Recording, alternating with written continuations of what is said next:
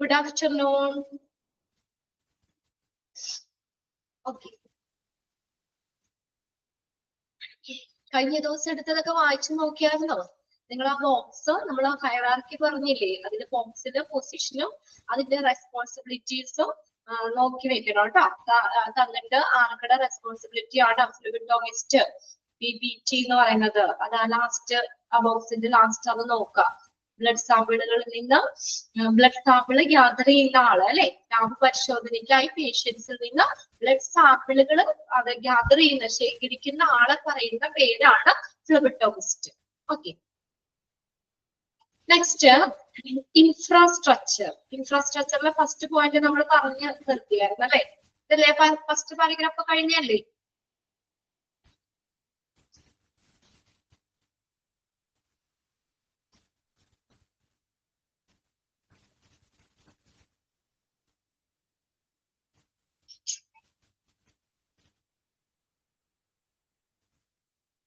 Yes, പറഞ്ഞായിരുന്നു അല്ലെ, page number 18. Okay,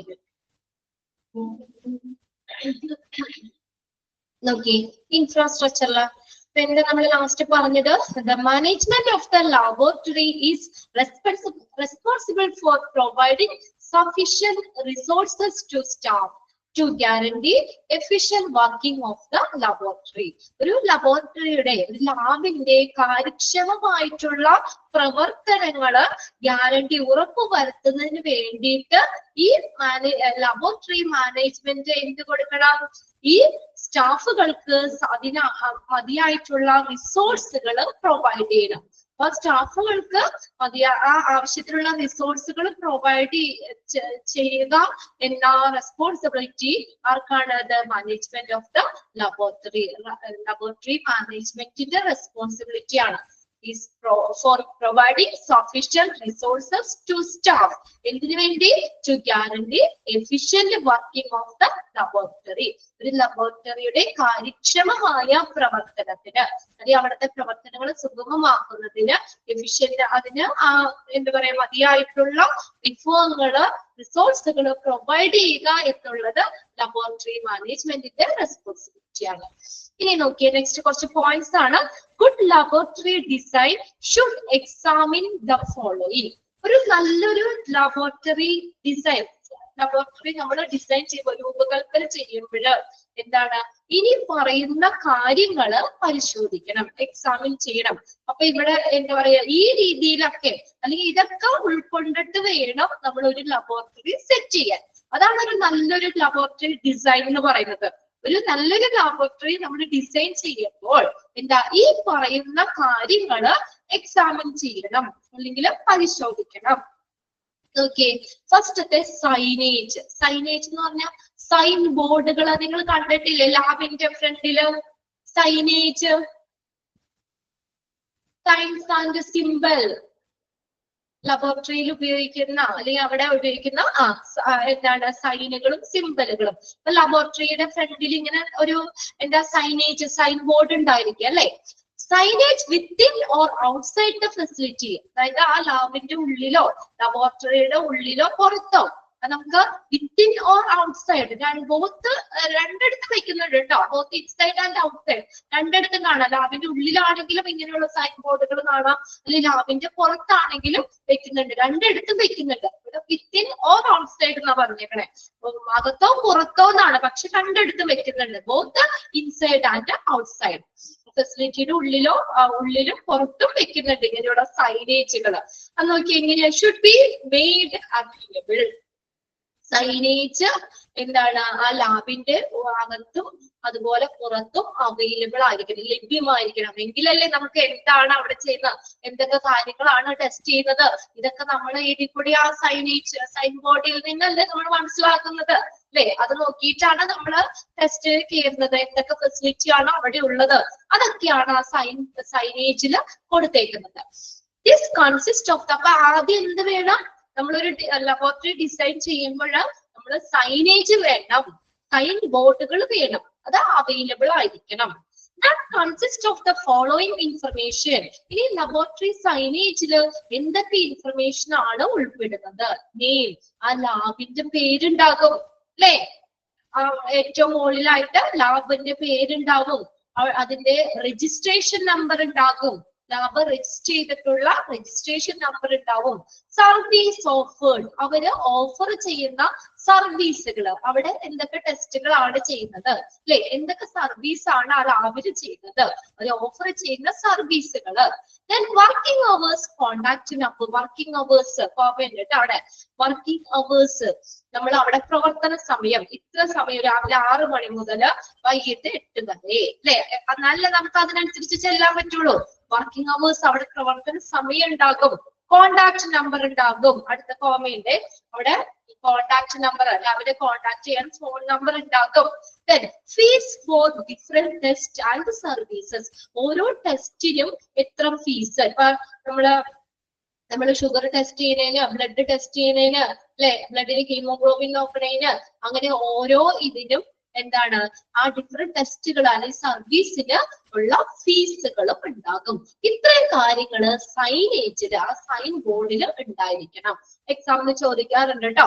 laboratory signage consist of the information, laboratory signage consist of, സൈനേജിൽ എന്തൊക്കെയാ ഉള്ളത്, എന്തൊക്കെയാ ഉൾപ്പെടുന്നത്? Name, registration number, service offered, working hours, contact number, fees for different test and services. Clear ആണോ?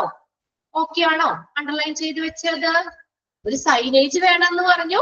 ഇനി ആ സൈൻ ബോർഡിൽ ഇത്രയും കാര്യങ്ങൾ വേണം. ലാബിന്റെ പേര്, രജിസ്ട്രേഷൻ നമ്പർ, അവര് നൽകുന്ന സർവീസുകള്, വർക്കിംഗ് അവർ വേണം, കോണ്ടാക്ട് നമ്പർ വേണം, ഓരോ ടെസ്റ്റ് അല്ലെങ്കിൽ സർവീസിനുള്ള ഫീസ് എത്ര രൂപയാണെന്നുള്ളത് വേണം. ഇനി അടുത്തത് നോക്കിയേ, essential health and safety regulations, use safety signage as applicable. അത്യാവശ്യമായിട്ടുള്ള, എസെൻഷ്യൽ ആയിട്ടുള്ള അല്ലെ, അത്യാവശ്യമായിട്ടുള്ള സേഫ്റ്റി റെഗുലേഷൻ, സുരക്ഷാ നിയന്ത്രണങ്ങള്, അതായത് എന്താ, യൂസ് സേഫ്റ്റി സൈനേജ്. കണ്ടോ, അവിടുത്തെ നമുക്ക് സേഫ്റ്റി ഉറപ്പുവരുത്താനായിട്ടുള്ള സേഫ്റ്റി സൈനേജുകള് ആസ് ആപ്ലിക്കബിൾ, അത് നമുക്ക് ഉപയോഗിക്കാം. ബാധകമായിട്ടുള്ള സേഫ്റ്റി സൈനേജുകള് ഉപയോഗിക്കാം. ഓക്കെ, സേഫ്റ്റി സൈനേജുകള് നമുക്ക് സുരക്ഷ വരുത്തുന്നതിന് വേണ്ടിയിട്ട്, പേഷ്യൻസിന്, അവിടെ ചെല്ലുന്ന വിസിറ്റേഴ്സിന് അവർക്ക് ഒരു മുൻകരുതൽ കൊടുക്കുന്ന രീതിയിലുള്ള സൈനേജ്, സേഫ്റ്റി സൈനേജുകള്. ഓക്കെ, അടുത്ത നോക്കിയേ, എമർജൻസി പ്ലാൻ. എമർജൻസി പ്ലാൻ നോക്കിയേ, fire, chemical spillage, lab accident, etc. and disaster management plan. ഇങ്ങനെയുള്ളത്. അപ്പൊ അതായത് എന്തെങ്കിലും തീപിടുത്തം ഉണ്ടായി, അല്ലെങ്കിൽ കെമിക്കൽ സ്പില്ലേജ്, വാതക ചോർച്ചകൾ വന്നു, ലാബ് ആക്സിഡന്റ്സ്, ഇങ്ങനെയുള്ള എമർജൻസി പ്ലാൻ, അത് ഇങ്ങനെയുള്ള എമർജൻസി ആയിട്ടുള്ള കാര്യങ്ങള് അതിനെ എങ്ങനെ നമുക്ക് മാനേജ് ചെയ്യാം, അല്ലെങ്കിൽ അതിന്റെ ഒരു ആസൂത്രണം. പിന്നെ ഡിസാസ്റ്റർ മാനേജ്മെന്റ് പ്ലാൻ, ഡിസാസ്റ്റർ അല്ലെ, അതിനെ എങ്ങനെ നമുക്ക് മാനേജ് ചെയ്യാം, അതിന്റെയൊക്കെ എന്താണ് ആസൂത്രണങ്ങള്. ഫയർ എക്സിറ്റ് എന്നൊക്കെ പറഞ്ഞ് കണ്ടിട്ടില്ലേ നമ്മള് ലാബിലൊക്കെ ആണെങ്കിലും. അങ്ങനെയുള്ള പെട്ടെന്ന് വരുന്ന ദുരന്തങ്ങളെ അതിനെ നമുക്ക് എന്താ പറയാ, നമുക്ക് നേരിടാനായിട്ടുള്ള എന്തൊക്കെ ആസൂത്രണങ്ങളാണ്, എന്തൊക്കെ പദ്ധതികളാണ്, അത് ദുരന്ത നിവാരണ പദ്ധതികള് എന്തൊക്കെയാണ്, അങ്ങനെയുള്ളത് ഉണ്ടാകും. പിന്നെ കോൺസ്റ്റന്റ് പവർ സപ്ലൈ, അടുത്തൊരു കാര്യമാണ് അല്ലെ, സ്ഥിരമായ, അതായത് നമുക്ക് കറണ്ട് ഒന്നും ഇല്ലാതിരിക്കാൻ പറ്റില്ല, അവിടെ സ്ഥിരമായിട്ടുള്ള ഒരു പവർ സപ്ലൈ വേണം അല്ലെ, സ്ഥിരമായ ഒരു പവർ സപ്ലൈ വേണം. അത് നമ്മളൊരു നല്ലൊരു ലബോറട്ടറി ഡിസൈൻ ചെയ്യുമ്പോൾ നമ്മൾ നോക്കേണ്ടത് കാര്യമാണ്, അതിൽ നമ്മൾ അത് ഇൻക്ലൂഡ് ചെയ്യേണ്ട കാര്യമാണ് അവിടെ. കോൺസ്റ്റന്റ് പവർ സപ്ലൈ, സ്ഥിരമായിട്ടുള്ള ഒരു പവർ സപ്ലൈ. അടുത്ത നോക്കിയാൽ വെന്റിലേഷൻ, നല്ല വെന്റിലേഷൻ വേണം. എൻവയോൺമെന്റ് കൺട്രോൾ, ടെമ്പറേച്ചർ, ഹ്യൂമിഡിറ്റി, ഇതിനെയൊക്കെ കൺട്രോൾ ചെയ്യണം. Environment control and lighting arrangement, proper ആയിട്ടുള്ള ലൈറ്റിംഗ് അറേഞ്ച്മെന്റ് വേണം. ഇതൊക്കെ ലാബിലാണെങ്കിലും ടെസ്റ്റ് ചെയ്യുമ്പോഴും ഒക്കെ നമുക്ക് കറണ്ടൊന്നും പോകാൻ പാടില്ല. പിന്നെ അതുപോലെ നല്ലൊരു ലൈറ്റിംഗ് അറേഞ്ച്മെന്റ് വേണം, നല്ലൊരു വെന്റിലേഷൻ വേണം. എൻവയോൺമെന്റ് കറക്റ്റ്, ടെമ്പറേച്ചറും ഹ്യൂമിഡിറ്റി ഒക്കെ കറക്റ്റ് ആയിട്ട് നിലനിർത്തുന്ന രീതിയിലായിരിക്കണം. അടുത്ത പോയിന്റ് നോക്കിയേ, communication facility with reference centres. Reference centres എന്ന് പറഞ്ഞാൽ എന്താ, ഇപ്പൊ ആ ലാബിൽ നിന്ന് തന്നെ റെഫറൻസിനായിട്ട് വേറെ എങ്ങോട്ടെങ്കിലും സാമ്പിളുകളൊക്കെ കൊടുക്കണമെങ്കിൽ അവരുമായിട്ടുള്ള ഒരു കമ്മ്യൂണിക്കേഷൻ ഫെസിലിറ്റി അതാണ് റെഫറൻസ് സെന്റേഴ്സ് എന്ന് പറയുന്നത്.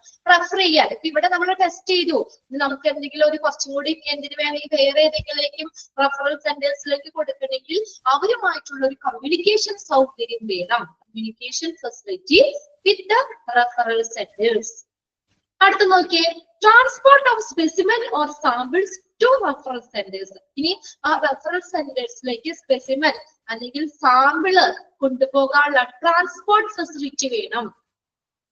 Transport of specimen or sample to reference centres. ആ റെഫറൻസ് സെന്റേഴ്സിലേക്ക് ആ സാമ്പിള് കൊണ്ടുപോകുന്നതിനുള്ള ട്രാൻസ്പോർട്ട് സൗകര്യം, ട്രാൻസ്പോർട്ട് ഫെസിലിറ്റി വേണം. അടുത്ത് നോക്കിയേ, next point, lab areas that contain carcinogen chemicals ആണ് കേട്ടോ. കാർസിനോജൻ എന്ന് പറഞ്ഞ chemicals, carcinogens chemicals. Radio isotopes, radium uranium ഒക്കെ പോലുള്ള റേഡിയോ ഐസോട്ടോപ്പുകള്. Bio hazards and laser. Laser should be correctly marked with the proper warning sign. കണ്ടോ, ഇതെല്ലാം നമ്മൾ കറക്റ്റ് ആയിട്ട് മാർക്ക് ചെയ്യണം. കറക്റ്റ് ആയിട്ട് മാർക്ക് ചെയ്ത ഒരു വാർണിംഗ് സൈൻ കൊടുക്കണം.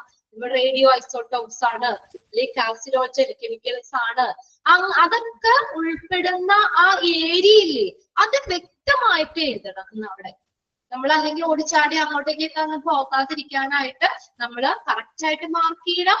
എന്നിട്ട് പ്രോപ്പർ ആയിട്ട് അവിടെ വാർണിംഗ് സൈനുകൾ വെക്കണം. എന്തിനാ, നമുക്ക് അവയർനെസ് കിട്ടാനായിട്ട് അല്ലെ. നമ്മളത് വായിച്ചിട്ട് നമ്മൾ അങ്ങോട്ടേക്ക് പോകാൻ പാടില്ല.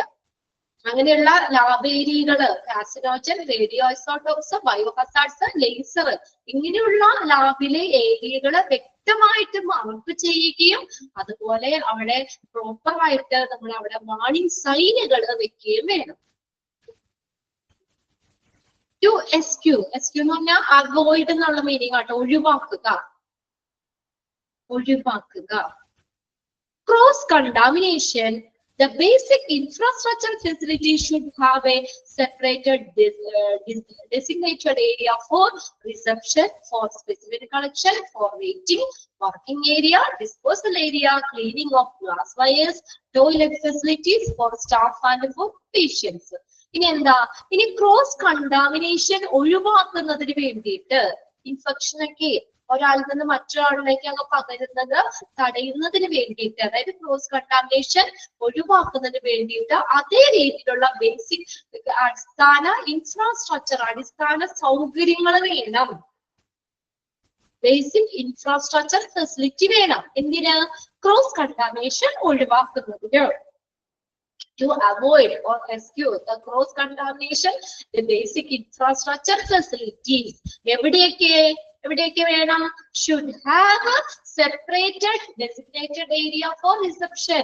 അതിനുവേണ്ടി പ്രത്യേക ഡിസൈൻ ചെയ്തേക്കണം, പ്രത്യേക നിർദ്ദിഷ്ട ഏരിയകൾ. റിസപ്ഷന് ഒരു സെപ്പറേറ്റ്, സ്പെസിമെൻ കളക്ഷന് വേറൊരു സെക്ഷൻ, അത് വെയിറ്റിങ്ങിന് പേഷ്യൻസിനൊക്കെ വെയിറ്റ് ചെയ്യാനുള്ള വെയിറ്റിംഗ് ഏരിയ വേറെ, വർക്ക് ഏരിയ വേറെ, disposal area, cleaning of glass wares clean ചെയ്യാൻ, toilet facility for staff and for patient, അവർക്കുള്ള ടോയ്ലറ്റ് ഫെസിലിറ്റി. ഇതൊക്കെ എന്താണ്, അതിന് ഒരു നിർദ്ദിഷ്ടമായിട്ടുള്ള ഏരിയകൾ വേണം.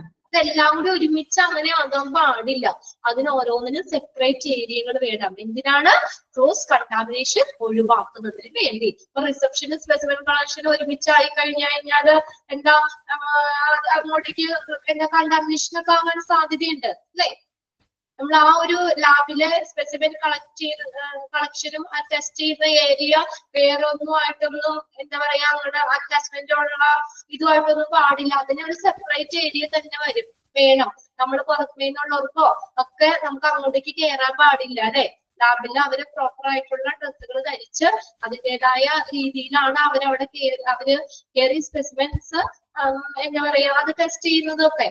എന്ന് വെച്ചാൽ നമ്മൾ പുറമേ ചാടി കയറി കഴിഞ്ഞാൽ ചിലപ്പോൾ അവിടെ കണ്ടാമിനേഷനും ഒക്കെ ആകാം. അപ്പൊ അതിന് ഓരോന്നിനും എന്താ പ്രത്യേക ഏരിയ വേണം. അങ്ങനെ ആയിരിക്കണം ഡിസൈൻ ചെയ്യാൻ. പിന്നെ ലാസ്റ്റ് പോയിന്റ് നോക്കിയേ, specimen or sample or slide storage facility including cold storage. Wherever applicable, only authorized personnel should have access to examination area, record keeping area. Specimen, sample, slide storage facility, including cold storage. Cold storage. ഇപ്പൊ എന്താ നമ്മൾ പുറമേ ടെമ്പറേച്ചറിലൊക്കെ വെച്ചിട്ട് സൂക്ഷിച്ചു കഴിഞ്ഞാല് എന്താ പറയാ അതെല്ലാം കണ്ടാമിനേഷൻ ഒക്കെ ആവാൻ സാധ്യതയുണ്ട്. അപ്പൊ അതെന്താ ഒരു കോൾഡ് സ്റ്റോറേജ് ഫ്രിഡ്ജ് പോലുള്ള കോൾഡ് സ്റ്റോറേജ് വേണം. അപ്പൊ ആ ഒരു ഏരിയയിലേക്ക് നമ്മൾ എന്താ അതിന് അനുമതിയുള്ള ആളുകൾക്ക് മാത്രമേ പ്രവേശനം പാടുള്ളൂ. കണ്ടോ? access to examination area, record keeping area എന്നിവയിലേക്ക് അങ്ങനെയുള്ള അതിന് അധികാരപ്പെട്ട സ്റ്റാഫിന് മാത്രമാണ് അങ്ങോട്ടേക്കുള്ള പ്രവേശനമുള്ളൂ. എക്സാമിനേഷൻ ഏരിയയിലേക്ക്, റെക്കോർഡ് കീപ്പിംഗ് ഏരിയയിലേക്ക് ഇതിനൊക്കെ അതിന് അനുമതിയുള്ള ആൾക്ക് മാത്രമേ എന്ത് ചെയ്യുള്ളൂ, അങ്ങോട്ടേക്കുള്ള പ്രവേശനമുള്ളൂ, അക്സസ് ചെയ്യാൻ. Only authorized personnel should have access to examination area, record keeping area. ആ പോയിന്റ് ആയിട്ട് തന്നെ തന്നേക്കണം കേട്ടോ.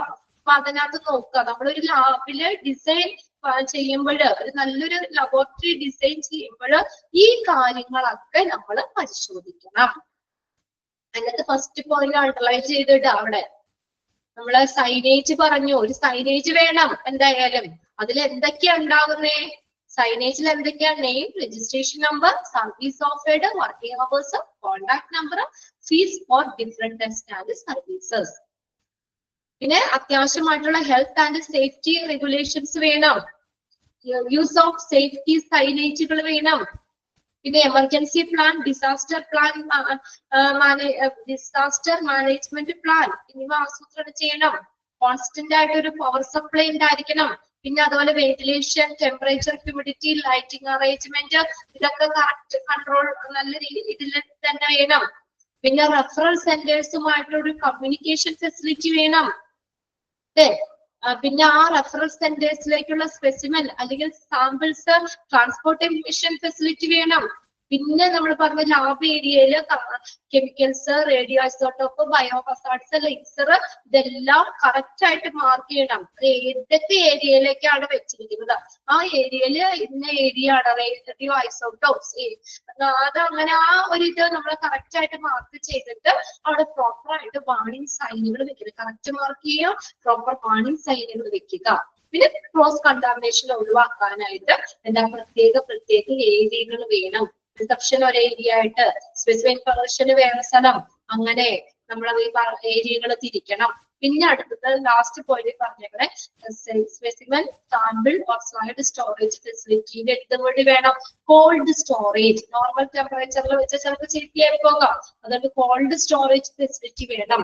പിന്നെ പറഞ്ഞത് എക്സാമിനേഷൻ ഏരിയ, റെക്കോർഡ് കീപ്പിംഗ് ഏരിയയിലേക്കൊക്കെ ആർക്ക് മാത്രമേ ഉള്ളൂ പ്രവേശനം? അതിന് അനുമതിയുള്ള അല്ലെങ്കിൽ അതിന് അധികാരമുള്ള വ്യക്തികൾക്ക് മാത്രമേ പ്രവേശനമുള്ളൂ. ക്ലിയർ ആണോ? നോക്കിയ പോയിന്റ്സ്.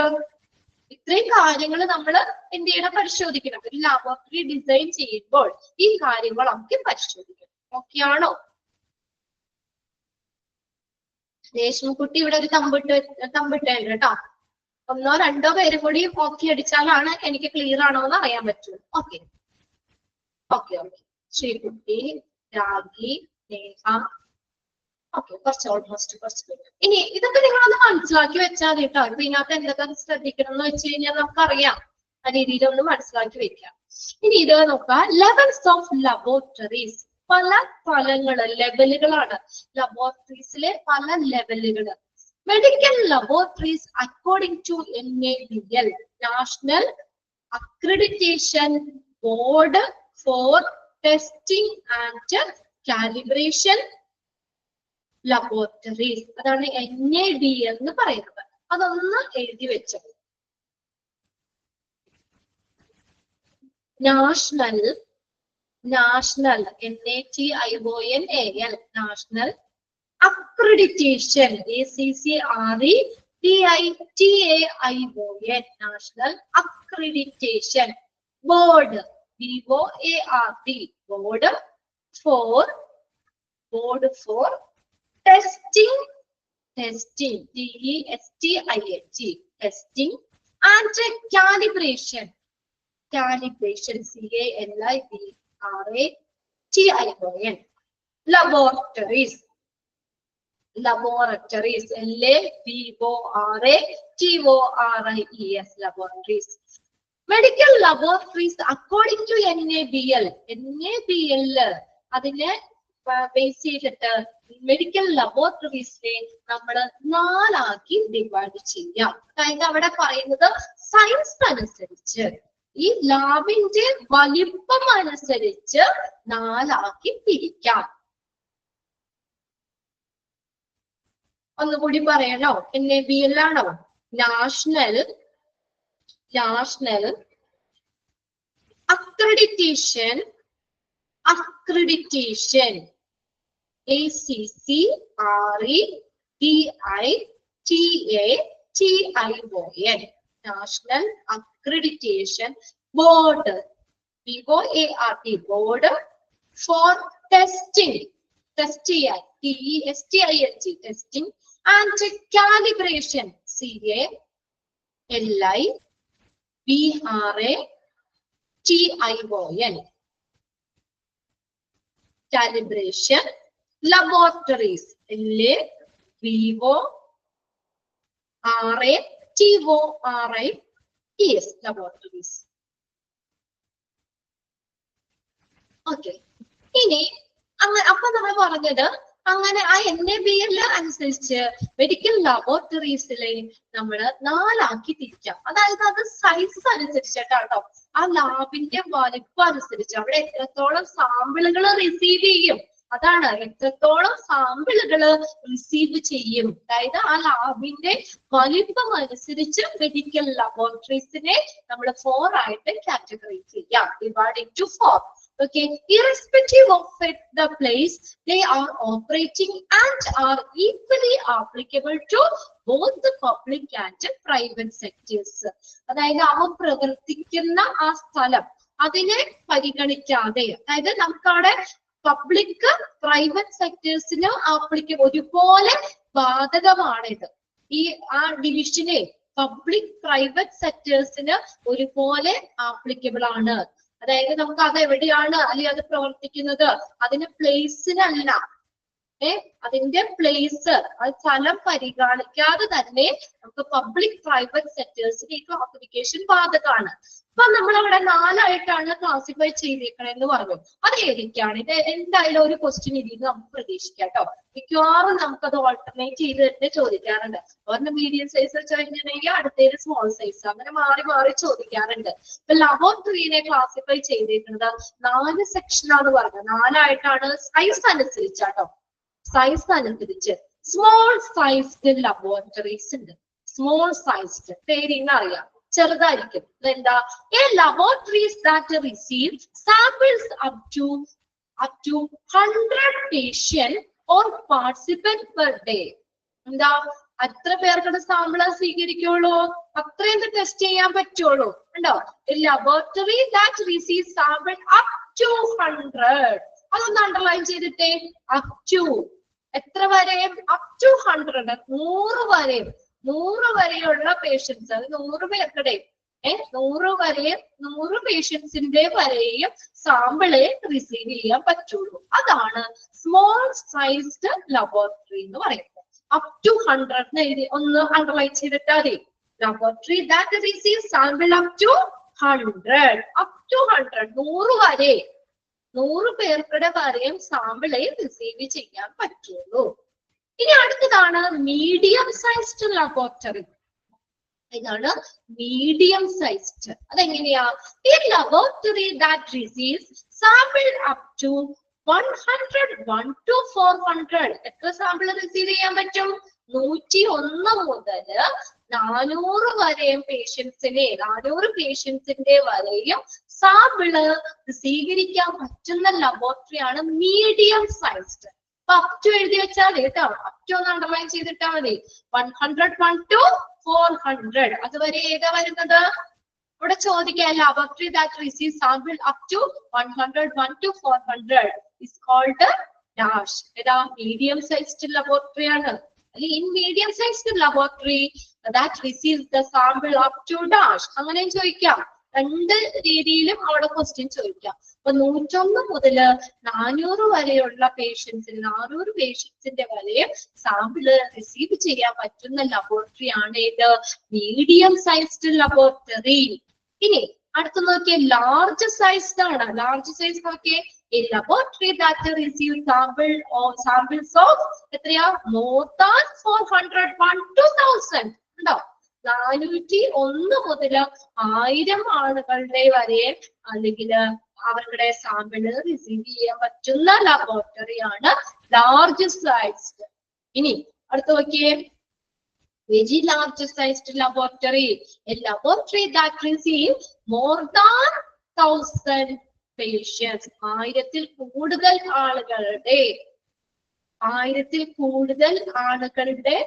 പെർ ഡേ ആണ് കേട്ടോ, ഒരു ദിവസത്തെ കാര്യമാണ്. 1000-ൽ കൂടുതൽ ആളുകളുടെ സാമ്പിള് റിസീവ് ചെയ്യാൻ പറ്റുന്ന ലബോറട്ടറി ഏതാണ്, പെർ ഡേ. ഏതാണ്, പെർ ഡേ ആണ്, ഒരു ദിവസം അവിടെ എന്തോ ഒരു 1000-ൽ കൂടുതൽ ആളുകളുടെ സാമ്പിള് റിസീവ് ചെയ്യാൻ പറ്റും. അതാണ് വെരി ലാർജ് സൈസ്ഡ് ലബോറട്ടറി. ഒന്ന് വായിച്ചു നോക്കിയേ, 4 ക്ലാസിഫിക്കേഷൻ, 4 രീതിയിൽ ക്ലാസിഫൈ ചെയ്തേക്കുന്നത് മെഡിക്കൽ ലബോറട്ടറീസിനെ. അപ്പോൾ ഏതാണ്, ഡിപ്പെൻഡിങ് ഓൺ ദ സൈസ്, ലബോറട്ടറിയുടെ സൈസ് അനുസരിച്ച് വലിപ്പത്തിനനുസരിച്ച് 4 ആക്കി തിരിക്കാം. Small sized, medium sized, large sized, very large sized. Clear ആണോ നോക്കിയേ.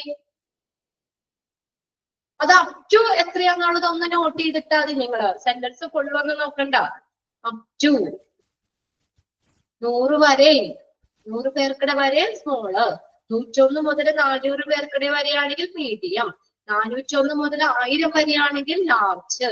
1000-ൽ കൂടുതൽ പേഷ്യൻസിന്റെ സാമ്പിള് ഒരു ദിവസം റിസീവ് ചെയ്യാൻ പറ്റുന്ന ലബോറട്ടറി ആണെങ്കിൽ വെരി ലാർജ് സൈസ്ഡ് എന്ന് പറയും. ക്ലിയർ ആണോ?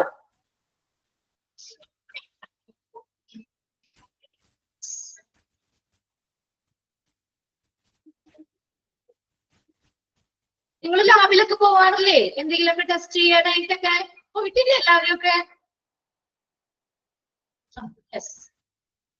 ഓക്കെ. ഇനി അപ്പൊ നമ്മൾ പറഞ്ഞത് 4 രീതിയിൽ ക്ലാസിഫൈ ചെയ്യാന്നാണ്, വലിപ്പം അനുസരിച്ച് നമ്മൾ പറഞ്ഞത്. ഇനി നോക്കി വേറെ ഒരു ചെറിയൊരു ക്ലാസിഫിക്കേഷൻ, ലൊക്കേഷൻ അനുസരിച്ച്. ഈ ലൊക്കേഷൻ മൾട്ടിപ്പിൾ ലൊക്കേഷൻ ഉണ്ട്. അവിടെ ഈന്നാ കൊടുത്തേക്കണേ, ഈന്നാണ് അവിടെ കൊടുത്തേക്കണത്. അതെന്താണ്, ലൊക്കേഷൻ, മൾട്ടിപ്പിൾ ലൊക്കേഷൻ ഉണ്ട്. അപ്പൊ നോക്കിയേ, A laboratory having more than one location in the same district within the legal identity. ഒരേ ഐഡന്റിറ്റിയിലുള്ള സെയിം ഡിസ്ട്രിക്റ്റില് ഒന്നിലധികം സ്ഥലങ്ങളിലും ലബോറട്ടറി പ്രവർത്തിക്കുന്നുണ്ട്. അതാണ് മൾട്ടിപ്പിൾ ലൊക്കേഷൻ എന്ന് പറയുന്നത്. ഒരേ ഐഡന്റിറ്റിയിലുള്ള നമ്മള് സെയിം ഡിസ്ട്രിക്റ്റിൽ തന്നെ, ഒരേ ഐഡന്റിറ്റിയില് സെയിം ഡിസ്ട്രിക്റ്റില് ഒന്നിലധികം സ്ഥലങ്ങളിലും ലബോറട്ടറി ഉണ്ട്. അത് ഇങ്ങനെ നോക്കിയാലും പറയാം, laboratory having more than one location. അതാണ് മൾട്ടിപ്പിൾ ലൊക്കേഷൻ പറയുന്നത്. More than one location in the same district with the same legal identity. ഇനി അടുത്തതാണ് എക്യുപ്മെന്റ്സുകളാണ് കേട്ടോ, ലബോറട്ടറി എക്യുപ്മെന്റ്സുകളെ കുറിച്ച്. ഇനിയിപ്പോ ലാബില് കുറച്ച് സ്പെസിമെൻ മാത്രം കിട്ടിയാൽ മതിയോ, സാമ്പിള് മാത്രം കിട്ടിയാൽ മതിയോ? അത് നോക്കാനായിട്ട് ടെസ്റ്റ് ചെയ്യാനുള്ള എക്യുപ്മെന്റ്സുകൾ വേണം അല്ലെ? എന്തൊക്കെയാണ് എക്യുപ്മെന്റ്സുകൾ പറയണേന്നൊക്കെ? Each laboratory should arrange a list of equipments.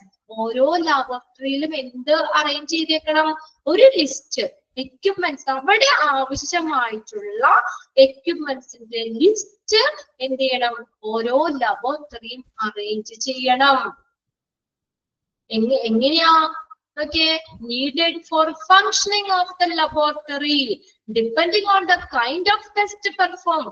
അവിടെ ഏത് തരത്തിലുള്ള ടെസ്റ്റ് ആണ് നിർവഹിക്കുന്നത്, അതിനെ ഡിപ്പെൻഡ് ചെയ്തുകൊണ്ട് അവിടുത്തെ പ്രവർത്തനങ്ങള് ഫംഗ്ഷനുകളെ ബേസ് ചെയ്തിട്ട് എന്തൊക്കെ ടെസ്റ്റുകളാണ് അവിടെ നടത്തുന്നത് അല്ലെ, അവിടുത്തെ പ്രവർത്തനങ്ങളെയൊക്കെ നോക്കിയിട്ട് അതനുസരിച്ച് എന്തൊക്കെ എക്യുപ്മെന്റ്സ് ആണ് വേണ്ടത് അതിന്റെ ഒരു ലിസ്റ്റ് എല്ലാ ലബോറട്ടറിയും അറേഞ്ച് ചെയ്യണം അല്ലെ. നിങ്ങൾക്കറിയാം ചില ലാബിലൊന്നും ചില കാര്യങ്ങളൊന്നും ടെസ്റ്റ് ചെയ്യൂല അല്ലെ.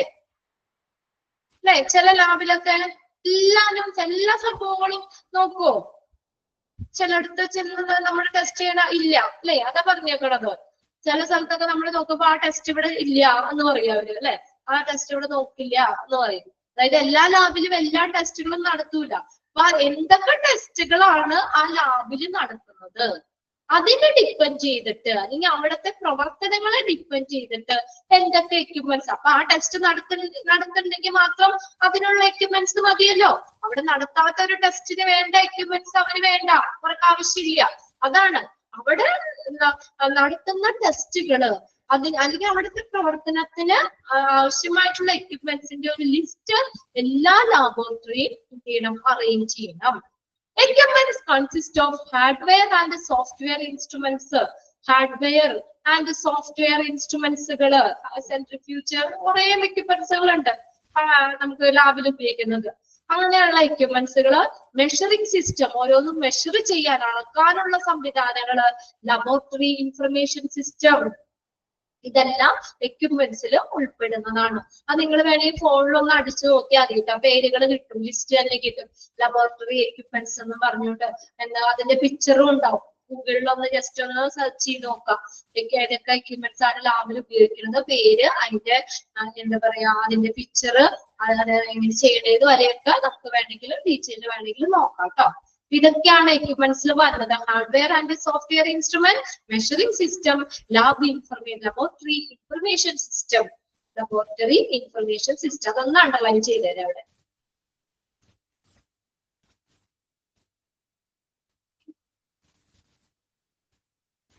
ഓക്കെ, എക്യുപ്മെന്റ്സിൽ വന്നത്. പിന്നെ ആ ഫസ്റ്റ് സെന്റൻസ് ഒന്ന് അണ്ടർലൈൻ ചെയ്തോ. Each laboratory should arrange a list of equipments.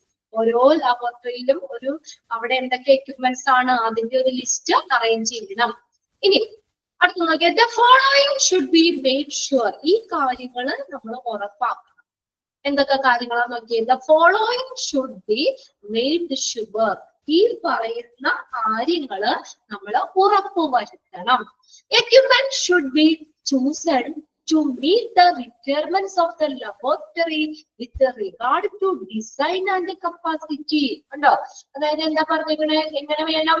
The equipment should be chosen. നമ്മൾ എക്യുപ്മെന്റ് എങ്ങനെ ചൂസ് ചെയ്യണം, എങ്ങനെ വേണം? അവിടുത്തെ ഡിസൈൻ, ആ ലബോറട്ടറി ഡിസൈൻ, അവിടുത്തെ കപ്പാസിറ്റി, നമ്മൾ പല സൈസ് ഒക്കെ പറഞ്ഞില്ലേ, ആ കപ്പാസിറ്റിയെ സംബന്ധിച്ച് ലബോറട്ടറിയുടെ ആവശ്യകതകള് നിറവേറ്റുന്ന എക്യുപ്മെന്റ്സ് നമ്മൾ ചൂസ് ചെയ്യണം. അത് വേണം തിരഞ്ഞെടുക്കാൻ. എന്തിന് ബേസ് ചെയ്തിട്ടാ? അവിടെ ആ ഡിസൈൻ അല്ലെ, ലബോറട്ടറി ഡിസൈൻ, അതിന്റെ കപ്പാസിറ്റി, ഇതിനെയൊക്കെ സംബന്ധിച്ചിട്ട് ലബോറട്ടറി ഡിസൈൻ, കപ്പാസിറ്റി, ഇതിനെ സംബന്ധിച്ചിട്ട് ലബോറട്ടറിയുടെ ആവശ്യകതകള് പാലിക്കുന്ന ആ രീതിയിലുള്ള എക്യുപ്മെന്റ്സ് വേണം ചൂസ് ചെയ്യാൻ, തിരഞ്ഞെടുക്കാൻ. സെക്കൻഡ് പോയിന്റ് നോക്കിയേ, all the equipment should be qualified before it is taken four clinical use. നോക്കിയേ, എല്ലാ എക്യുപ്മെന്റ്സ് എങ്ങനെയായിരിക്കും? Clinical use. അതിന് നമ്മൾ അത് ഉപയോഗിക്കാൻ എടുക്കില്ലേ, അതിനു മുമ്പ് അത് എന്താ പറയാ, അതിന്റെ ക്വാളിറ്റി അല്ലെങ്കിൽ അതിന് ക്വാളിഫൈഡ് ആയിരിക്കണം, അതായത് ഓക്കെ ആയിരിക്കണം. എന്തെങ്കിലും തകരാറുകളോ അല്ലെങ്കിൽ അതിന്റെ പൊട്ടിപ്പോയതോ അങ്ങനെ ഒന്നും പാടില്ല. എല്ലാ എക്യുപ്മെന്റ്സും എപ്പോഴും ഉപയോഗിക്കാവുന്ന രീതിയിൽ നല്ല ക്വാളിഫൈഡ് ആയിരിക്കണം. എന്തിനു മുന്നേ? Before it is taken four clinical use. അല്ലാതെ നമ്മൾ പെട്ടെന്ന് ഒരാൾ ടെസ്റ്റ് ചെയ്യാൻ വന്നു അത് എടുക്കുമ്പോഴാ ആ എക്യുപ്മെന്റ് ചീത്തയാന്ന് അങ്ങനെ പാടില്ല. അത് എപ്പോഴും നമ്മൾ ആ ഉപയോഗിക്കുന്നതിന് മുന്നേ അത് നല്ല കറക്റ്റ് ആയിരിക്കണം, ക്വാളിഫൈഡ് ആയിരിക്കണം, നല്ല ഗുണമേന്മയുള്ളതായിരിക്കണം, എല്ലാം ഓക്കെ ആയിരിക്കണം, എല്ലാം ക്വാളിഫൈഡ് ആയിരിക്കണം. All the equipment should be in usable condition all the times. വീണ്ടും അത് ഞാൻ ഒന്നുകൂടെ പറഞ്ഞേക്കാം. എല്ലാ എക്യുപ്മെന്റും എങ്ങനെയായിരിക്കണം should be in usable condition all the times. എല്ലാ സമയത്തും യൂസബിൾ ആയിരിക്കണം, യൂസ് ചെയ്യാൻ പറ്റുന്ന കണ്ടീഷനിലായിരിക്കണം എല്ലാ എക്യുപ്മെന്റ്സും. നമ്മള് ടെസ്റ്റ് ചെയ്യാൻ വരുമ്പോ നോക്കുമ്പോ കേടായി, അങ്ങനെ പറ്റില്ല. എപ്പോ നമ്മള് അത് എടുക്കേണ്ടി വന്നാലും, എപ്പോ ആ എക്യുപ്മെന്റ് ഉപയോഗിക്കേണ്ടി വന്നാലും അത് അതിന് പാർട്ടായിരിക്കണം, അതിന് usable കണ്ടീഷനിലായിരിക്കണം. All equipment should be in usable condition or at all times. Clear ആണോ? 3 പോയിന്റ് വായിച്ചു നോക്കിയേ. 4th പോയിന്റിൽ എന്താ പറഞ്ഞേ നമ്മള്? അതിന്റെ ഡിസൈൻ കപ്പാസിറ്റീസിനെ സംബന്ധിച്ച് ലബോറട്ടറിയുടെ ആവശ്യകതകള് അല്ലെ, അത് പാലിക്കുന്ന രീതിയിലുള്ള എക്യുപ്മെന്റ്സ് വേണം ചൂസ് ചെയ്യാൻ. അതായത് നമ്മൾ എന്തൊക്കെ ടെസ്റ്റ് ചെയ്യണ്ട അവിടെ, ആ ടെസ്റ്റിന് വേണ്ടിയിട്ടുള്ള എക്യുപ്മെന്റ്സ് ചൂസ് ചെയ്യണം. അത് മതി അവിടെ. പിന്നെ അടുത്തത് എന്താണ്? എല്ലാ എക്യുപ്മെന്റ്സും ക്വാളിഫൈഡ് ആയിരിക്കണം. എന്തിനു മുന്നേ? ക്ലിനിക്കൽ ഉപയോഗത്തിന് എടുക്കുന്നതിന് മുന്നേ തന്നെ എല്ലാം ഓക്കെ ആയിരിക്കണം. പിന്നെ അത് തന്നെ പറഞ്ഞേക്കാണ് വേറെ രീതിയിൽ. എന്താ? All the equipment should be usable condition. എല്ലാ എക്യുപ്മെന്റ്സും ഉപയോഗിക്കാൻ പറ്റുന്ന കണ്ടീഷൻ ആയിരിക്കണം എല്ലാ സമയത്തും. എപ്പോ നമുക്ക് എടുക്കേണ്ടി വന്നാലും അത് യൂസബിൾ കണ്ടീഷൻ ആയിരിക്കണം. ഇനി 4ാമത്തെ പോയിന്റ് നോക്കിയേ. Regular inspection. പതിവായിട്ട് ഇൻസ്പെക്ഷൻ, പരിശോധന നടത്തണം. Cleaning and maintenance of equipment. Cleaning ചെയ്യണം, മെയിൻ്റനൻസ് ചെയ്യണം. അറ്റകുറ്റപ്പണികളോ അങ്ങനെയൊക്കെ ഉണ്ടെങ്കിൽ അതൊക്കെ പെർഫോം ചെയ്യണം. ഇൻസ്ട്രുമെന്റ്സുകളൊക്കെ എല്ലാ ദിവസവും ഒന്ന് പരിശോധിക്കണം. എന്തെങ്കിലും ഉപയോഗിക്കാൻ പറ്റാത്തതുണ്ടോ, എന്തെങ്കിലും പൊട്ടിപ്പോയിട്ടുണ്ടോ, അല്ലെങ്കിൽ എന്തെങ്കിലും പ്രശ്നമുണ്ടോ, അതൊക്കെ റെഗുലർ ആയിട്ട് പതിവായിട്ട് പരിശോധിക്കണം, ക്ലീൻ ചെയ്യണം, അത് മെയിൻ്റനൻസ് ചെയ്യണം. Should be performed. Maintenance performed as per the recommendation of the manufacturer or more as required. Example with the overuse or aging of the equipment. പ്രത്യേകിച്ച് അവിടെ എക്സാമ്പിൾ പറഞ്ഞേക്കാണ്. ഇനി മെയിൻ്റനൻസ് എങ്ങനെയായിരിക്കണം? as per the recommendation of the manufacturer. അത് manufacture ചെയ്താണില്ലേ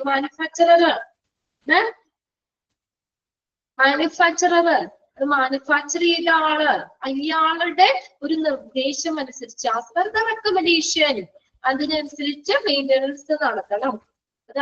ഇങ്ങനെ നമ്മളത് അതിനകത്ത് പറയൂലേ, ഇങ്ങനെയൊക്കെ നമ്മള് ഇത്ര വർഷം ഉപയോഗിക്കാം, അപ്പൊ അതേ രീതിയിൽ നോക്കണം, അല്ലെങ്കിൽ അങ്ങനെയാ യൂസ്, അങ്ങനെയുള്ളതൊക്കെ അനുസരിച്ച് ഇന്ന സമയത്ത് ഇപ്പൊ 2 വർഷം അല്ലെങ്കിൽ 1 വർഷം കഴിഞ്ഞിട്ട് മെയിൻ്റനൻസ് നടത്തണം എന്നൊക്കെ പറയൂലേ, അത് ആ മാനുഫാക്ചറിന്റെ റെക്കമെൻഡേഷൻ അനുസരിച്ച് മെയിൻ്റനൻസ് നിർവഹിക്കണം.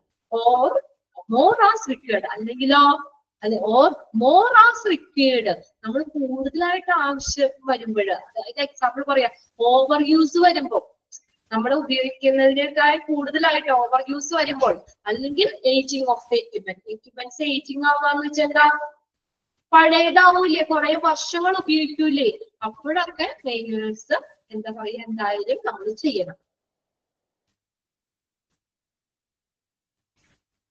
മാനുഫാക്ചറിന്റെ റെക്കമെൻഡേഷൻ അനുസരിച്ച് തന്നെ മെയിൻ്റനൻസ് പെർഫോം ചെയ്യണം.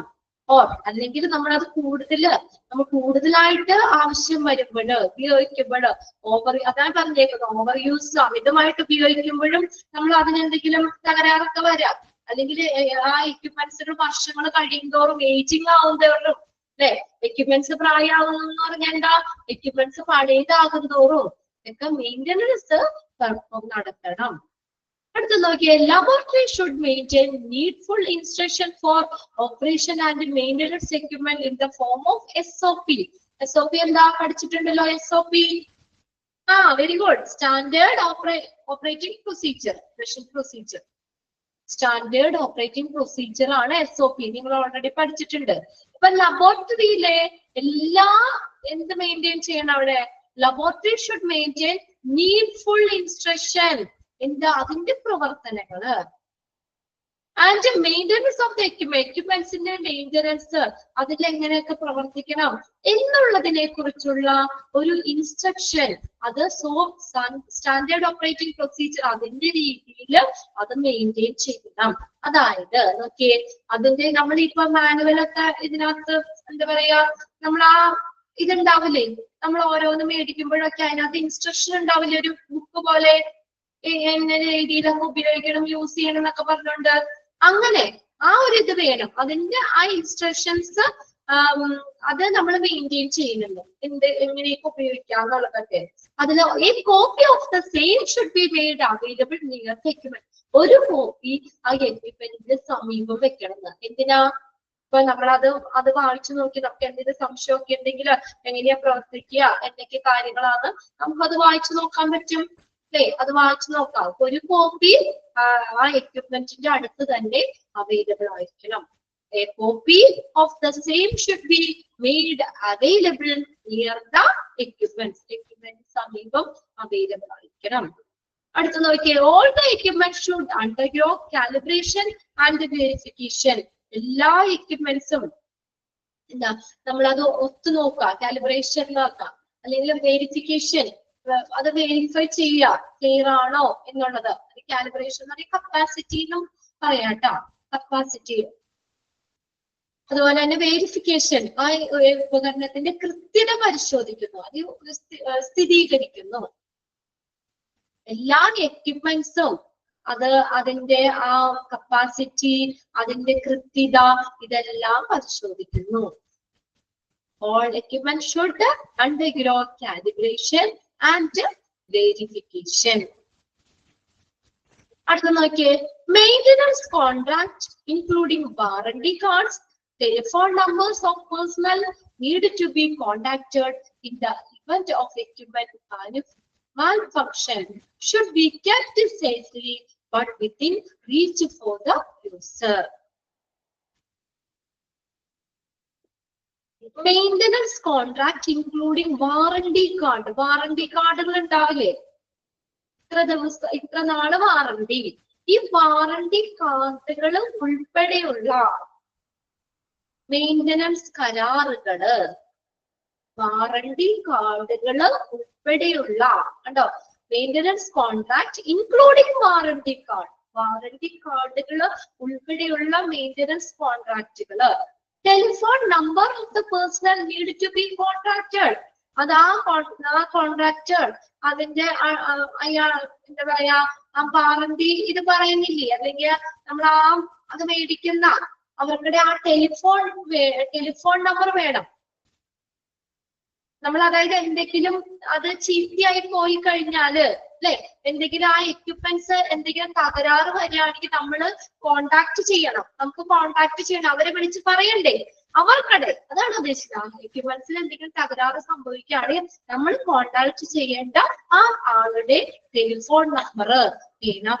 In the event of equipment malfunctioning എന്ന് പറഞ്ഞാൽ എന്താ, തകരാറ് സംഭവിക്കുകയാണെങ്കിൽ, ഉപയോഗിക്കാൻ പറ്റാതെ ആവുകയാണെങ്കിൽ, പ്രോപ്പർ ആയിട്ട് ഫങ്ഷൻ ചെയ്യുന്നില്ലെങ്കിൽ, അത് അങ്ങനെ നമ്മൾ കോണ്ടാക്ട് ചെയ്യാനായിട്ട് ടെലിഫോൺ നമ്പർ വേണം. Should be kept safely but within reach for the user. ഇതൊക്കെ എന്താ, അത് നമ്മുടെ ആ യൂസറിന്റെ കൈയെത്തുന്ന ദൂരത്ത് തന്നെ സൂക്ഷിക്കണം. ഇപ്പൊ പെട്ടെന്ന് എന്തെങ്കിലും നമ്മൾ ഉപയോഗിച്ചുകൊണ്ടിരിക്കുമ്പോൾ തകരാറ് വരികയാണെങ്കിൽ പിന്നെ നമ്മൾ അന്വേഷിച്ച് കണ്ടുപിടിച്ച് പോകാൻ സമയമില്ലേ അല്ലെ. അപ്പൊ അതുകൊണ്ട് ഇതെല്ലാ കാര്യം ടെലിഫോൺ നമ്പർ അടുത്ത് തന്നെ സൂക്ഷിക്കുകയാണെങ്കിൽ നമുക്ക് ഉടനെ അടുത്ത് തന്നെ നമ്പറിൽ വിളിച്ച് അവരെ കോണ്ടാക്ട് ചെയ്ത് പറയാം, ഇങ്ങനെ എന്തെങ്കിലും ഇത് ചീത്തയായി പോയി അല്ലെങ്കിൽ അങ്ങനെയുള്ള കാര്യങ്ങൾ നമുക്ക് പറയാൻ പറ്റും. ഇതെല്ലാം എന്താണ്, അവരുടെ കൈയെത്തുന്ന ദൂരത്ത് തന്നെ സൂക്ഷിക്കണം. വാറണ്ടി കാർഡ് ഉൾപ്പെടെയുള്ള മെയിൻ്റനൻസ് കോൺട്രാക്റ്റുകള്, പിന്നെ അതുപോലെ തന്നെ ഈ നമ്മള് എന്തെങ്കിലും മാൽഫങ്ഷനിങ് എക്യുപ്മെന്റ്സ് പ്രവർത്തിക്കാതിരിക്കുകയോ അല്ലെങ്കിൽ എന്തെങ്കിലും പ്രവർത്തനത്തിൽ തകരാറ് സംഭവിക്കുകയാണെങ്കിൽ കോണ്ടാക്ട് ചെയ്യുന്ന ആ പേഴ്സണൽ അവരുടെ ടെലിഫോൺ നമ്പർ ഇതെല്ലാം നമ്മുടെ എന്താണ് കൈയെത്തുക ദൂരത്ത് തന്നെ സൂക്ഷിക്കണം. ലാസ്റ്റ് നോക്കിയേ, user manual should be freely available for the reference. നമ്മളത് യൂസർ മാനുവല് അല്ലെ, നമ്മളത് ഉപയോഗിക്കേണ്ട യൂസർ മാനുവല് എളുപ്പത്തില് ലഭ്യമായിരിക്കണം. പിന്നെ മാനുവൽ അന്വേഷിച്ച് നടക്കാൻ പറ്റൂല. നമ്മൾ എങ്ങനെ അറിയോ അത് നമ്മൾ ഉപയോഗിച്ചുകൊണ്ടിരിക്കുമ്പോ അതെങ്ങനെ ചെയ്യാതെ നമുക്കൊരു കൺഫ്യൂഷൻ വന്നു, നമുക്കൊന്ന് നോക്കണം അല്ലെ. അത് അടുത്ത് തന്നെ അത് റെഫറൻസിനായിട്ട് അത് അടുത്ത് തന്നെ ലഭ്യമാക്കണം. യൂസർ മാനുവല് എളുപ്പത്തിൽ ലഭ്യമായിരിക്കണം.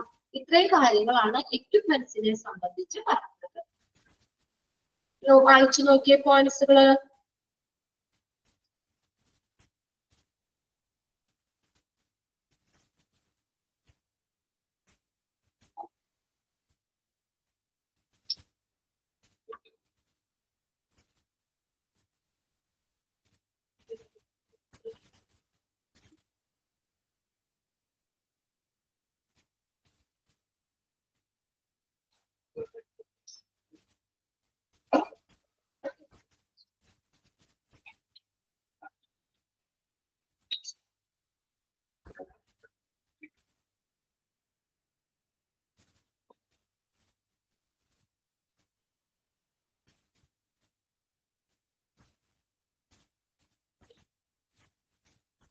ഓക്കെ അല്ലേ? ഇത് കുറച്ച് പോയിന്റ്സ് മാത്രമേ ഉള്ളൂ, പോയിന്റ്സ് ആയിട്ട് തന്നെയാ. അപ്പൊ എക്യുപ്മെന്റ്സിനെ സംബന്ധിച്ച് കുറച്ച് നമ്മൾ അറിഞ്ഞിരിക്കേണ്ട എന്തൊക്കെ കാര്യങ്ങളാണ് ലാബില് അവർ ഫോളോ ചെയ്യണേ, അല്ലെങ്കിൽ എന്തൊക്കെ കാര്യങ്ങൾ നോക്കണം എന്നുള്ളതൊക്കെ അതിനകത്ത് പറഞ്ഞിട്ടുള്ളൂ.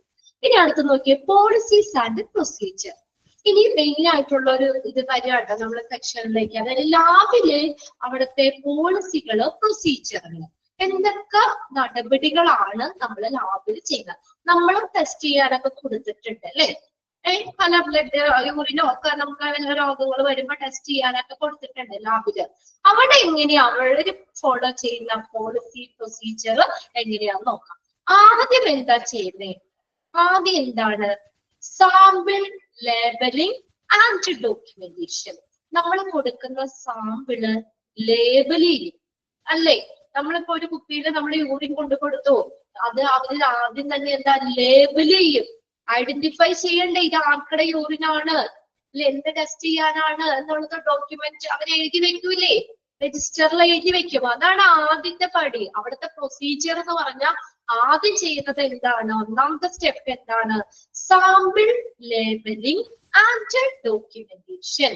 സാമ്പിള് ലേബൽ ചെയ്യുന്നു, അതുപോലെ ഡോക്യുമെന്റേഷൻ, ഡോക്യുമെന്റ്സ് റെക്കോർഡ് ആക്കി അത് വെക്കുക ചെയ്യുന്നത്. അത് നോക്കി അതിനകത്ത് എന്തൊക്കെ പോയിന്റ്സ് വന്നിട്ടുണ്ടെങ്കിൽ specimen should be attached with at least 2 unique identities, example name, age etcetera. ഈ സ്പെസിമെൻ വെറുതെ ഒരു ബോട്ടില് ആ യൂറിൻ കൊണ്ടുവന്ന് അല്ലെങ്കിൽ ഒരു ബ്ലഡ് ഇങ്ങനെ എടുത്തു വെക്കല്ല.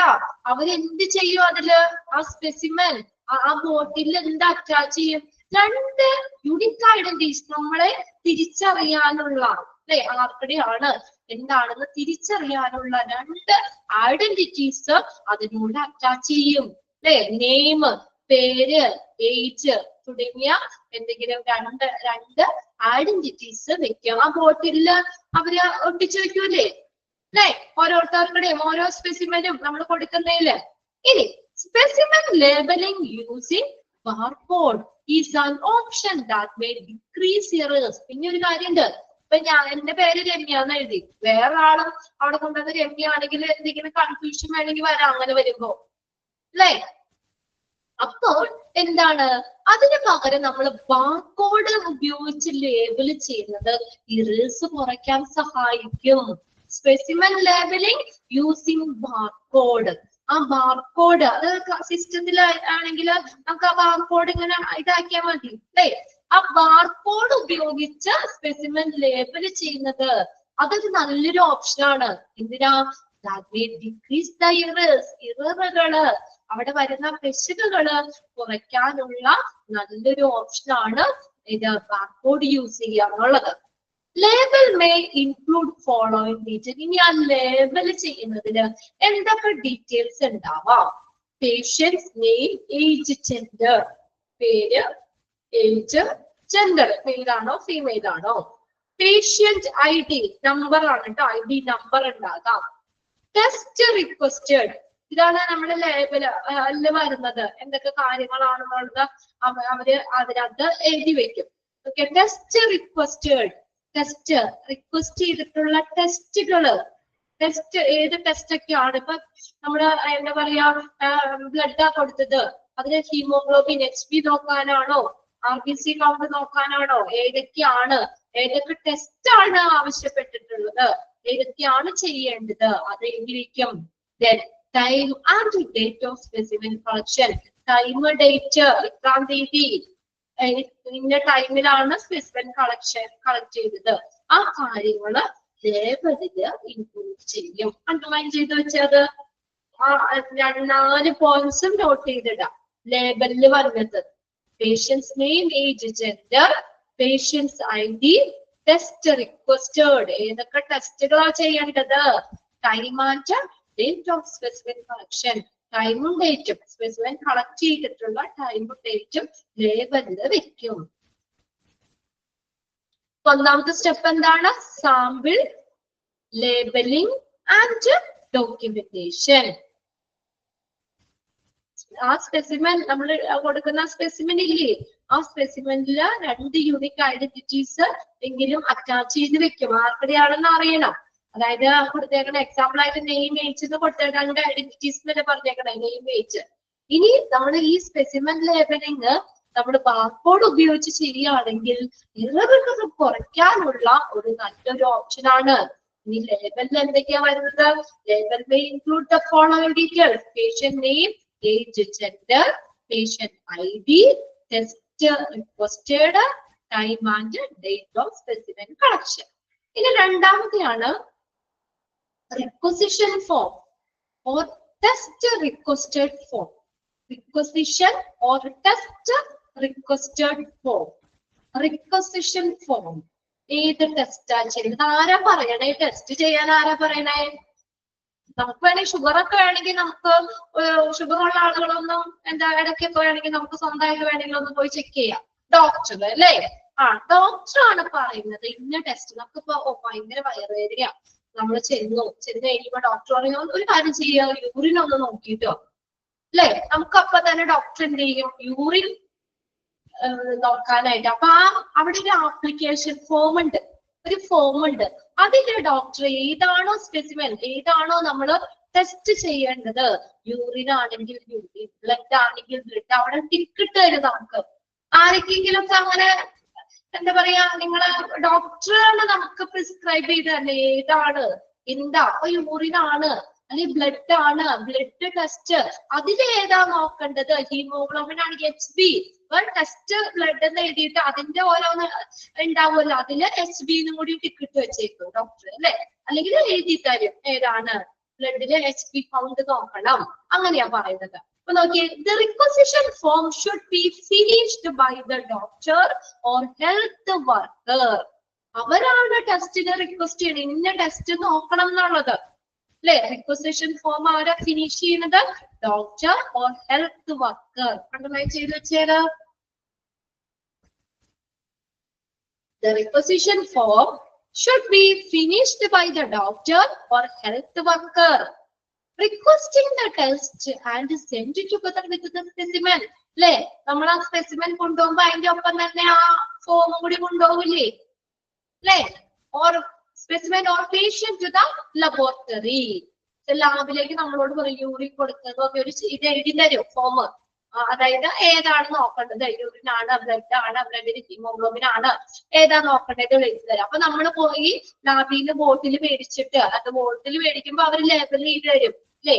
അതിനകത്ത് മാറിപ്പോകാതിരിക്കാനായിട്ട്. അത് ഈ ബോട്ടിൽ നമുക്ക് ആദ്യം വെറുതെ 3 ബോട്ടിലാണെങ്കിൽ തരും. എന്നിട്ട് നമ്മൾ യൂറിനും എടുക്കണമെങ്കിൽ യൂറിൻ എടുത്തോണ്ട് നമ്മൾ ആ ബോട്ടിലും അതുപോലെ ഡോക്ടർ ആ പ്രിസ്ക്രൈബ് ചെയ്ത അല്ലെ, ഡോക്ടർ എഴുതി തന്ന റിക്വസിഷൻ ഫോം ഇന്ന ടെസ്റ്റ് ആണ് ചെയ്യേണ്ടത് എന്നുള്ളത് കൂടി ആ ലാബിലേക്ക് അയക്കും, ആ ലാബിലേക്ക് കൊണ്ടുപോകും. വിത്ത് ദ സ്പെസിമെന്റെ ഒപ്പം or patient to the laboratory, പേഷ്യന്റിന്റെ ഒപ്പം ആ എന്താ പറയാ ആ റിക്വസ്റ്റിംഗ് ഏത് ടെസ്റ്റാ ചെയ്യേണ്ടത് അത് കൊടുക്കും. അപ്പൊ അതൊന്ന് അണ്ടർലൈൻ ചെയ്തിടണം കേട്ടോ. Requisition form should be finished by the dash. ആരാണ്? Doctor or health worker. Then the patient identity, age, location, date, and the time of specimen collection, investigation requested, and source of a sample for example for culture, and the histopathology source should also be included. ഇതെല്ലാം ഏതാണ് include ചെയ്യും. എന്താ പേഷ്യന്റിന്റെ identity, പേര് ഏതൊക്കെ അല്ലെ, identity എന്ന് പറയാൻ പേര് ഏജ്, പേഷ്യന്റ് ഐഡന്റിറ്റി വരുന്ന കേട്ടോ. നമ്മളെ പേഷ്യന്റിനെ ഐഡന്റിഫൈ ചെയ്യാനായിട്ട് പേര്, age, location, date, time of specimen collection, investigation requested, ഏത് ഇൻവെസ്റ്റിഗേഷൻ നടത്തേണ്ടത്, സോഴ്സ് ഓഫ് ദ സാമ്പിൾ, നോക്കിയേ എക്സാമ്പിൾ ഫോർ കൾച്ചർ ചെയ്യാണോ, ആൻഡ് ഹിസ്റ്റോപതോളജി എന്ന് പറഞ്ഞാൽ എന്താ, ചിലപ്പോ നമ്മളോട് പറയും യൂറിൻ ഒന്ന് കൾച്ചർ ചെയ്യാം അല്ലെ, യൂറിൻ കൾച്ചർ ചെയ്യാനായിട്ട്. ഹിസ്റ്റോപതോളജി എന്ന് പറഞ്ഞാൽ നമുക്ക് രോഗം ബാധിച്ചിട്ടുള്ള ടിഷ്യൂസ് ഇല്ലേ, അത് നമ്മള് എന്താ പറയാ, അത് നിരീക്ഷിച്ച് രോഗനിർണയം നടത്തുന്നതാണ് ബോഡി ടിഷ്യൂസ്. ഓക്കെ, ശരിയാണ്. ആ കലകള് അല്ലെ, രോഗം ബാധിച്ച ടിഷ്യൂസ് അത് നമ്മള് എക്സാമിൻ ചെയ്തിട്ട് രോഗനിർണയം നടത്തുന്ന വൈദ്യശാസ്ത്രമാണ് ഇത് histopathology. Microscopic study of diseased tissues ആണ് microscopic study of diseased tissues, അതാണ് ഹിസ്റ്റോപതോളജി. ഹിസ്റ്റോ എന്ന് പറഞ്ഞാൽ എന്താ, ഹിസ്റ്റോ HISTO, ഹിസ്റ്റോ എന്ന് പറഞ്ഞാൽ ടിഷ്യൂ എന്നാണ് കേട്ടോ, ടിഷ്യൂ കലകൾ. പത്തോളജി എന്താ, അത് പഠിച്ചിട്ടുണ്ടല്ലോ, സ്റ്റഡി ഓഫ് ഡിസീസ്. രണ്ട് ആ പേരിന് നമുക്ക് രണ്ടാക്കി നമുക്ക് തിരിക്കാം. ഹിസ്റ്റോ എന്ന് പറഞ്ഞു കഴിഞ്ഞാല് ടിഷ്യൂസ്, പത്തോളജി എന്ന് പറഞ്ഞാൽ study of disease. Microscopic study of diseased tissue, അതാണ് ഹിസ്റ്റോപതോളജി. ഇതെല്ലാം അതിനകത്ത് ഉൾപ്പെടും. Okay, source of sample should also be included. അത്രയാണ് requisition form അല്ലെങ്കിൽ ടെസ്റ്റ് റിക്വസ്റ്റ് ഫോം എന്ന് പറയുന്നത്. ഇനി അടുത്തത് മൂന്നാമത്തെ എന്താണ്, സാമ്പിൾ അക്സെപ്റ്റൻസ് ഓർ റിജക്ഷൻ. ഒന്നില്ലെങ്കിൽ അക്സെപ്റ്റ് ചെയ്യും, അല്ലെങ്കിൽ ശരി, അല്ലെങ്കിൽ എന്ത് ചെയ്യും, ആ സാമ്പിൾ ഇതല്ലെങ്കിൽ റിജക്ട് ചെയ്യും അല്ലെ. സാമ്പിൾ acceptance or rejection മൂന്നാമത്തെ പ്രൊസീജിയർ ആണ് കേട്ടോ. റിക്വസിഷൻ ഫോമും നമ്മൾ സാമ്പിളും അത് കൊടുത്തു. ഇനി അടുത്തത് പ്രൊസീജിയർ ആണ് സാമ്പിള് അക്സെപ്റ്റ് ചെയ്യും അല്ലെങ്കിൽ റിജക്ട് ചെയ്യും. All specimens should be checked on receiving in the laboratory for the fitness for the test. അല്ലെ, ആ ടെസ്റ്റ് നടത്തുന്നതിന് അനുയോജ്യമാണോ സ്പെസിമെൻ, നമ്മൾ കൊണ്ടു ചെല്ലുന്ന സ്പെസിമെൻ ഇല്ലേ, അത് ടെസ്റ്റ് നടത്തുന്നതിന് അനുയോജ്യമാണോ എന്നുള്ളത് ചെക്ക് ചെയ്യും. All specimen should be checked. ഇങ്ങനെ on receiving in the laboratory for the fitness for the test. ആ നമ്മൾ കൊടുത്ത സ്പെസിമെൻ ടെസ്റ്റ് ചെയ്യാൻ അനുയോജ്യമാണോ എന്നുള്ളത് ചെക്ക് ചെയ്യും. ആർക്കെങ്കിലും റിട്ടേൺ അടിച്ചേണ്ടോ, ഒന്നുകൂടി എടുത്തോണ്ട് വരാനോ എന്തെങ്കിലും പറഞ്ഞിട്ടുണ്ടോ നമ്മൾ കൊണ്ടു ചെല്ലുമ്പോഴ്?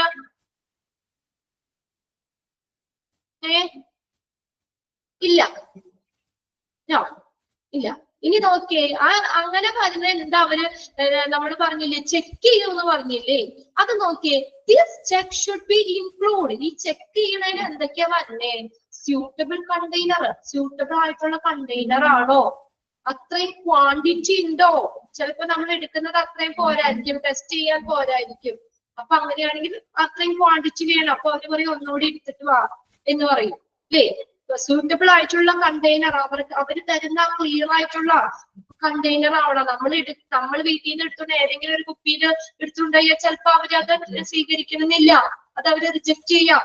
അവിടത്തെ ലാബിൽ നിന്ന് തരുന്ന നല്ല ക്ലിയർ ആയിട്ടുള്ള ആ കണ്ടെയ്നർ ആയിരിക്കണം. കണ്ടോ, അത് സഫീഷ്യന്റ് ക്വാണ്ടിറ്റി വേണം. In the case of blood or urine sample, കണ്ട ബ്രാക്കറ്റ് കൊടുത്തേണ്ട ക്വാണ്ടിറ്റി ഓർ വോളിയം, ബ്ലഡോ അല്ലെങ്കിൽ യൂറിൻ സാമ്പിളോ, ക്വാളിറ്റി ഓഫ് ദ സാമ്പിൾ, സാമ്പിളിന്റെ ക്വാളിറ്റി നോക്കും. In the case of tissue സാമ്പിളിന്റെ ക്വാളിറ്റി. ഇനി ലീക്കേജ് എക്സെട്ര, ഇനി നമ്മൾ കൊണ്ടുപോകുന്ന ബോട്ടിലിന്റെ കണ്ടെയ്നറിന് എന്തെങ്കിലും ലീക്കേജോ കാര്യങ്ങളോ ഉണ്ടെങ്കിൽ അവര് പറയും അത് ഒന്നുകൂടി കൊണ്ടുവരാൻ പറയും. ഇങ്ങനെയുള്ള കാര്യങ്ങളൊക്കെ അവര് എന്താണ് ചെക്ക് ചെയ്യും. ലബോറട്ടറിയില് ടെസ്റ്റിന് വേണ്ടി നമ്മൾ സ്പെസിമെൻസ് കൊടുക്കുമ്പോൾ ഇങ്ങനെയുള്ള കാര്യങ്ങൾ ടെസ്റ്റ് ചെയ്യും. സ്യൂട്ടബിൾ കണ്ടെയ്നർ ആണോ, സ്യൂട്ടബിൾ ക്വാണ്ടിറ്റി അല്ലെങ്കിൽ വോളിയം അതിലുണ്ടോ, സാമ്പിളിന്റെ ക്വാളിറ്റി, എനി ലീക്കേജ്, അതൊന്ന് അണ്ടർലൈൻ ചെയ്ത് വെച്ചോ. ബാക്കി നമുക്ക് അടുത്ത ക്ലാസ്സിൽ നോക്കാം കേട്ടോ. അത്രയും കാര്യങ്ങൾ അവർ ചെക്ക് ചെയ്യും. ക്ലിയർ അല്ലേ? suitable container ആണോ, ക്വാണ്ടിറ്റിയിലുണ്ടോ, സാമ്പിളിന്റെ ക്വാണ്ടിറ്റി നോക്കൂ, ലീക്കേജ് എന്തെങ്കിലും ഉണ്ടോ, ആ കണ്ടെയ്നറിന് വല്ല ലീക്കേജ് ഉള്ള കണ്ടെയ്നർ ആണോ, അങ്ങനെയാണെങ്കിൽ അവർ പറയും ഒന്നുകൂടി കൊണ്ടുവരാൻ പറയും. ഓക്കെ, ബാക്കി അടുത്ത ക്ലാസ്സിൽ നോക്കാം കേട്ടോ. Thank you.